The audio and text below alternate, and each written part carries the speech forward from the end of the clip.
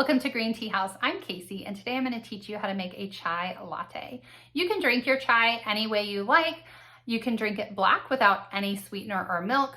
I personally, in the mornings, will drink it with just a little bit of sweetener and a little bit of almond milk because I like to sweeten it up a little bit, but I don't want to go all the way to the end where we're going here with the chai latte and add tons of calories first thing in the morning.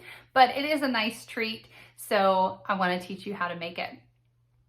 And that's what I'm actually drinking today is my chai latte. So you can personalize this.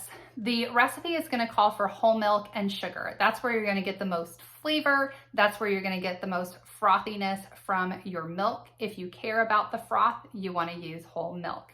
If you don't care about the froth and you care more about the calories, then you're going to want to use maybe a skim milk, or you can use almond milk if you're dairy free. You can use oat milk, whatever type of milk that you want, soy milk. You personalize it to your dietary needs and your flavor desires. Same thing with the sugar. It calls for sugar, but if you don't want to use that many calories, you can do a no-calorie sweetener.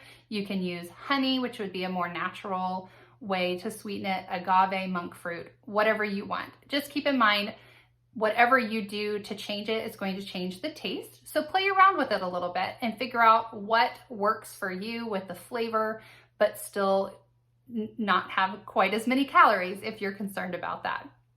So our recipe today is going to call for 3/4 cups of milk and 1/4 cup of water. You want 2 teaspoons of sugar. And if you would like, you can also dash a little bit of cinnamon on the top. It adds a nice little visual touch, but it also adds a little bit of sweetness to it as well. Again, personalize this if you want a bigger cup of tea. Add a little bit more water, a little bit more milk, and you can change up how much milk versus water, what that ratio is, again, to your preference and tastes. So play around with it, try it some different ways, and see what you like best. So the process for doing that is that you're going to first want to boil your water. We want to get our water boiling on the hotter side, so 195 to 210. We don't have to worry about burning the tea leaves like you do with green tea because chai is a black tea. So you want it on the hotter side. Go ahead and pour it in your cup and add your tea leaves and let that steep. We want it to steep for anywhere from 3 to 5 minutes, again, depending on your taste preference. I don't like mine quite as strong, so I tend to only steep mine for about 3 minutes. If you like a stronger chai, then you want to steep it for closer to 5.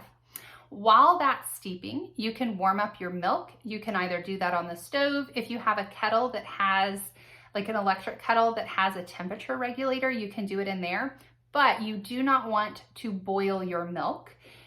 It can burn it and it changes the flavor a little bit. So you only want to warm up your milk to around 160 to 170 degrees. You can use a meat thermometer if you want to really make sure that you're getting the right temperature, but really you just want it hot but not boiling. And once you have once you have warmed up your milk, you can froth it. You can use a whisk or a milk frother. I'm actually using a matcha whisk when I'm frothing mine. I don't typically tend to froth my milk because it's just an extra step and it doesn't make a big difference to me. So I don't have a milk frother that I use, but you can use a whisk if you don't have one. Just whisk it vigorously until you get that frothiness. Again, I'm using almond milk, so you're not gonna see a whole lot of frothiness with this. You'll see it a lot more if you're using whole milk. So once your milk is warmed and frothed and your tea is steeped, take your tea leaves out. You want to add the sugar to the water, stir that around a little bit, and then you can pour in your milk with that froth on top. And then that last step is to garnish a little bit of cinnamon on there if you would like to add that special touch. So let me know in the comments, how do you like your tea? Do you like it traditional black, or do you like the latte with the whole milk and the sugar? What types of sweeteners and milks are your preference?